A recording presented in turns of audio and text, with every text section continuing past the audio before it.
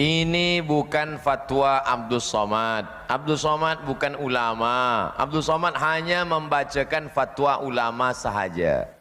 Pertama, Mufti Mesir Syekh Ali Jum'ah. Kata Syekh Ali Jum'ah, Mufti Mesir, rokok haram. Mufti Mesir satu lagi, Syekh Nasr Farid Wasil. Kata Syekh Nasr Farid Wasil, rokok haram. Mufti Saudi Arabia, rokok haram. Saya tak tahu di Sabah rokok haram ke makruh. Ustaz Abdul Somad merokok, saya tak merokok. Itu fatwa ulama. Adakah ulama yang memfatwakan makruh? Ada. Sebab kata dia di Quran tak ada ayat menyebut ya ayyuhalladzina amanu inna rokok haram, tak ada. Kerana tidak ada dalam Quran, tak ada dalam hadis, tak ada Nabi cerita tentang tembakau, maka ulama berijtihad, ulama ikhtilaf. Yang satu mengatakan haram, yang satu mengatakan tak sampai pada darjah haram, hanya makruh sahaja. Nah, jadi puan-tuan pilihlah nak haram apa nak makruh. Tapi jangan gara-gara yang saya sampaikan ni ada makruh, yang dah berhenti dia merokok balik. Saya sebenarnya nak berhenti Ustaz, tapi sebab Ustaz kata makruh, saya pilih makruh je lah. Yang dah berhenti elok, sebab dia banyak memudaratkan, mudaratnya lebih besar daripada manfaatnya. Tapi saya nak cerita sikit. Ada sahabat saya namanya Al-Mukarram Al-Ustadz Luqman Syarif. Dia daripada UIA, IIU, International Islamic University Gombak. Jadi dia bercerita tentang seorang ulama.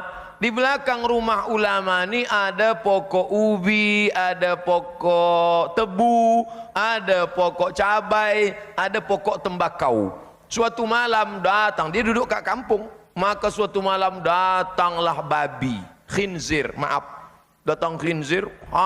Pagi dia buka jendela tengok, habis tebu, habis cabai, habis kacang, habis ubi, semua tak ada. Yang tak dimakan babi khinzir hanya tembakau.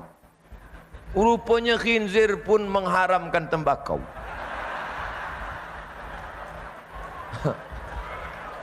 Itu, tapi cerita ni, padahal khinzir itu kan haram.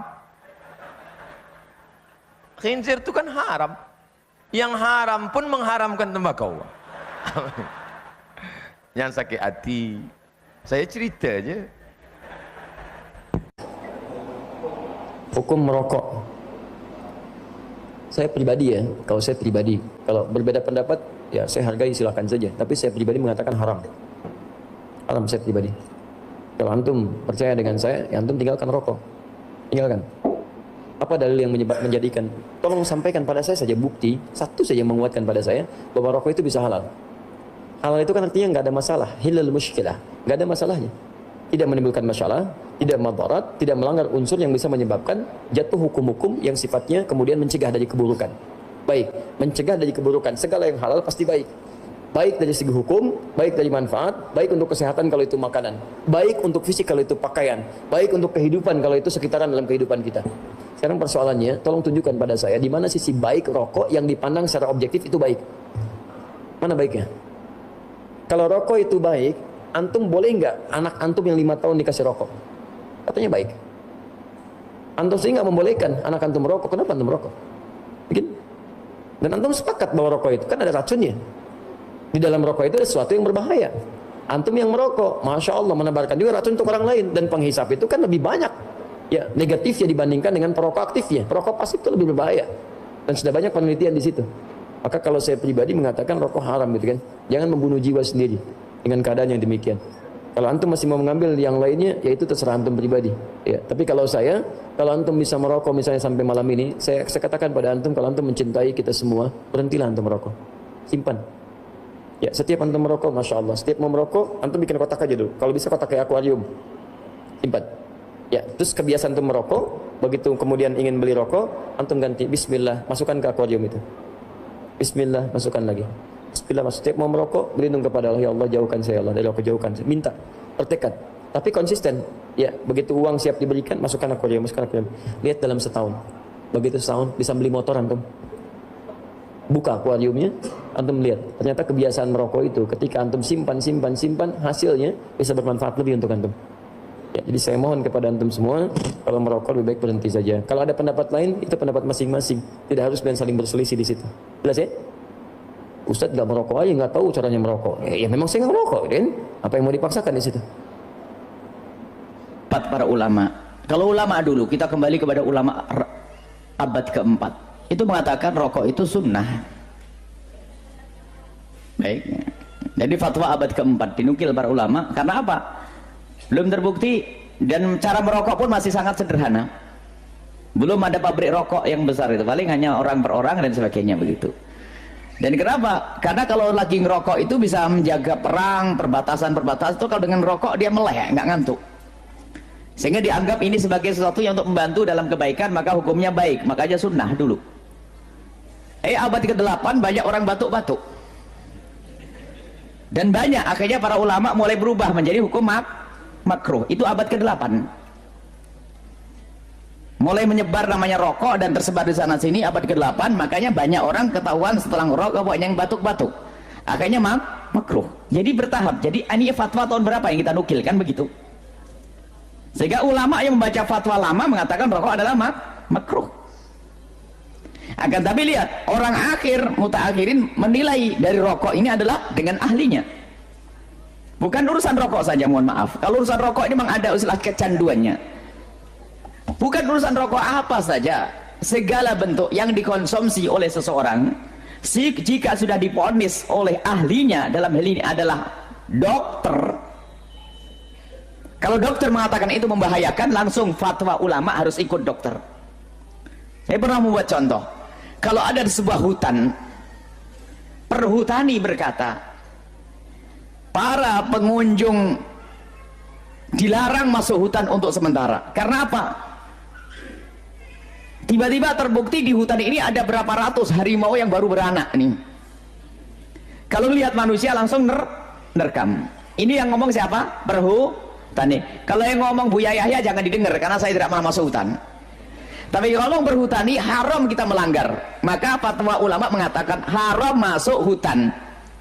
Karena sudah dibukti dikasih tahu sama penjaga hutan bahwasanya di sini banyak harimau yang buas dan membahayakan. Kalau Anda masuk lalu dibunuh, Anda bunuh diri. Karena yang ngomong berhutan. Urusan rokok yang ngomong mohon maaf dokter dan bukan saya. Saya tidak ikut-ikut urusan rokok. Mohon maaf. Saya tidak pernah punya laboratorium, saya tidak ngerti urusan rokok, saya tidak mau. Hanya saya tanya ahlinya urusan kesehatan. Tanyakan kepada dokter. Tanyakan kepada medis, apa kata dokter. Minta rekomendasi 10 dokter yang ahli mengatakan rokok adalah ada vitamin apanya atau buat sehat ya. Ini kita perlu jujur dalam berfatwa. Dalam menyampaikan fatwa, ulama ahlinya dalam hal ini anda fas'alu ala dzikri in kuntum la ta'lamun, perintah Al-Qur'an. Tanyakan ahlinya, dan ahlinya adalah para dokter. Biarpun dokter yang rokok tuh diam-diam ngomong rokok tuh membahayakan loh ya. Memang dia sadar, dokter lah kamu rokok. Iya nih saya itu susah meninggalkan rokok. Tapi bahaya enggak? Ya, bahaya sih. Bahaya. Coba, ini dalam hukum itu sebenarnya sederhana. Tidak usah kita sok jadi dokter. Saya tidak perlu jadi seorang dokter. Lalu nggak usah saya Al-Bahja akan mengeluarkan fatwa kalau sudah punya laboratorium. Oh sampai mati ini saya tidak punya laboratorium. Cukup saja tanyakan apa kata dokter. Setelah dokter mengatakan lalu distempel di setiap rokok membuat kanker, membahayakan dan sebagainya. Itu bohongan atau beneran kira-kira? Dalam dunia bisnis gak mungkin itu bohong. Dunia bisnis harus dihapus. Mungkin kalau dunia bisnis untuk mempromosikan rokok menguatkan apa begitu misalnya, harus begitu kan? Tapi malah sebalikannya. Itu bukan main-main, bukan saya yang ngomong. Oh, yang punya rokok pun juga ngomong kok, masa? Yang punya rokok tuh ngomong itu. Itu kan yang nulis yang ngomong rokok. Saya lebih patuh dengan yang ngomong rokok itu sama dokter, selesai. Sehingga berdasarkan itu semua, maka segala sesuatu, jangan ngurus rokok. Kalau ngurus rokok pasti ada cemberutnya nanti. Segala sesuatu dari makanan atau apapun yang menurut dokter itu membahayakan, hukumnya haram. Segala sesuatu yang membahayakan. Ini sudah ada, kita perlu lagi bab insyaf. Biarpun ada seorang masih sering makan pecel beracun tadi, misalnya, saya tidak ngomong rokok lagi, rokok bahaya, ngomong sih nggak enak banget itu. Misalnya ada minuman beracun, minuman yang membahayakan. Kalaupun anda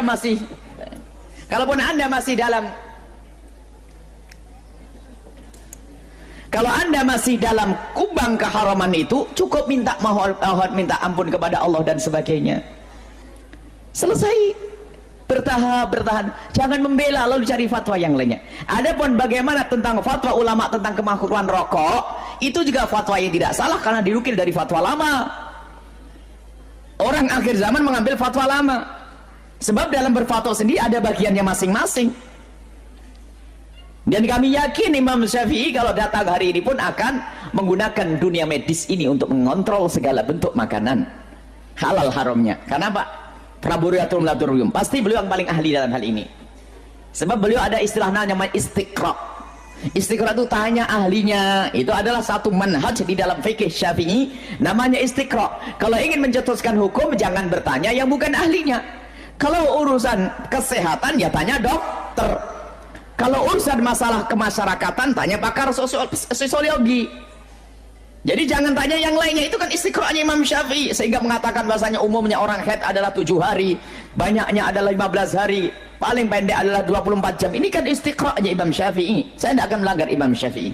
Maka kalau ada fatwa yang mengatakan rokok itu adalah makruh, kami tidak bisa mengatakan bahasanya itu fatwa salah, karena dinukil dari fatwa yang ada. Akan tapi saya hanya ngajak bicara, yuk bicara dengan keinsyafan.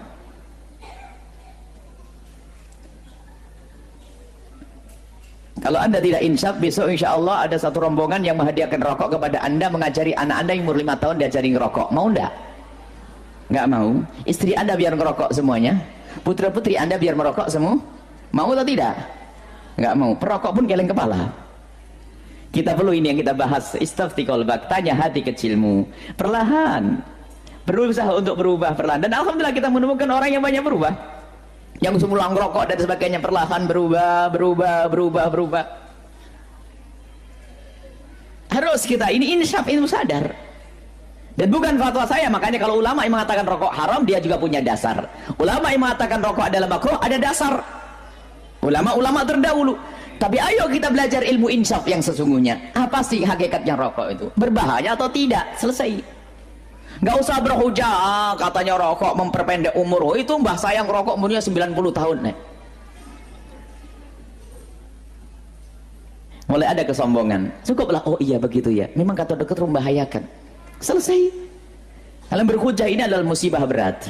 Dan ingat, bagi yang sudah tidak merokok, ya jangan serta-merta mencaci maki orang yang masih merokok. Kemana-mana rokok haram, sampai sumpah ini dipanggil ustadz rokok. Gara-gara setiap majelis ngomong rokok haram. Saya punya salah satu orang yang saya kenal, satu kampung itu ternyata Pak, anak orang yang saya kenal itu adalah Buya kenal dengan ustadz ini. Oh iya, itu kawan saya. Oh itu ustadz rokok. Loh, kenapa? Setiap di majelis ngomong rokok haram, kayak tidak ada ceramah yang lain lagi. Jadi orang pada tersinggung, rokok haram. Sehingga gara-gara sering ngomong rokok haram, dipanggil ustadz rokok. Semuanya ada pada tempatnya. Dan saya minta maaf kepada yang masih ngerokok. Yang masih merokok di majelis ini saya doakan insya Allah sehat, seger, buger, dan cepat berhenti ngerokok enteng. Amin. Insyaf ini. Nggak usah pusing-pusing, nggak usah cemberut oleh kiri kanan. Tinggal insyaf insya Allah. Nggak usah pakai hitungan ekonomi. Wah kalau dihitung rokok nanti 3 tahun saja naik haji. Oh ini saya nggak ngerokok tetap fakir. Nggak usah urusan itu ini. Orang fakir nggak ada hubungannya dengan rokok dan tidak merokok. Biasanya ada berhujah, itu adalah kesombongan. Sudahlah, selesai. Mengapa hukum rokok ada yang bilang makruh, ada yang bilang haram? Mana yang benar? Menurut anda kira-kira gimana? Coba, begini, saya pernah ceritakan itu hari. Ada seorang guru di Saudi, saya ingatkan kembali, berdialog sama seorang syekh. Syekhnya dibilangin sama guru ini. Guru sekolah ya, dia berpendidikan. Dia bilang, syekh kenapa anda mengatakan rokok itu haram? Apa sebabnya? Sementara dalam Al-Quran tidak ada dalil menyebabkan rokok secara khusus, nggak ada. Kenapa harus dibilang haram? Kata syekhnya, kau makan apel? Dia bilang iya. Kau makan jeruk? Iya. Baik. Ada nggak disebut dalam Al-Quran apel sama jeruk? Dia bilang tidak ada. Baik, itu tidak ada, tapi boleh dimakan. Kenapa? Karena masuk dalam umumnya firman Allah, Allah menghalalkan semua yang baik-baik dan Allah mengharamkan yang khaba'ith, yang buruk, gitu kan. Jadi ulama mengeluarkan kaidah semua yang baik maka halal, semua yang buruk maka haram. Semua subhanallah yang haram itu pasti berefek tidak baik, gitu kan. Lalu dia bilang, tapi setahu saya tidak buruk karena saya merasa nyaman-nyaman saja, gitu kan. Saya merokok, saya percaya diri, saya nggak ada masalah. Ya orang mau mengatakan badan saya bau, baju saya bau, mulut saya bau, itu perkataan dia. Tapi saya merasa nyaman-nyaman saja, nggak ada masalah, gitu kan. Berarti bisa saya katakan itu thayyibat, berarti baik ini buat saya. Dari mana tolok ukurnya ini baik atau buruk? Kata syekhnya, baik. Kalau kamu mau lebih dalam lagi, sekarang saya tanya, kata syekh, kalau kamu pulang ke rumah habis ngajar, kamu temukan istri kamu lagi pegang rokok, anak kamu lagi pegang rokok, kamu biarin atau kamu larang? Kata gurunya ini, saya larang syekh. Kenapa kamu larang? Dia bilang karena itu tidak baik. Nah, ini masuk dalam jawaban kamu sendiri. Kalau baik kamu biarin mereka merokok, beliin kalau perlu, sama-sama rokok ngepul di situ, gitu kan. Tapi enggak ternyata, gitu kan. Jadi lebih baik ditinggalkan, gitu. Jadi jangan berdalih kalau salah dan tetap dilakukan, akuin kesalahan.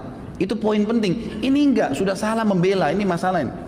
Enggak boleh, jadi terus menerus. Kadang-kadang subhanallah ada orang juga supaya dia tetap dalam mempertahankan kesalahannya, mencari orang yang lebih buruk, gitu kan? Ada pernah orang bilang sama saya, Ustadz saya baik Ustadz, kayak sholat saya masih jaga sholat maghrib, teman saya dan tidak sholat sama sekali. Jadi patokannya yang lebih buruk, supaya yang dia tinggalin 4 waktu sholat itu mending, nggak apa-apa gitu. Bukannya dilihat orang yang sholat lebih banyak, ini nggak boleh sebenarnya, gitu kan?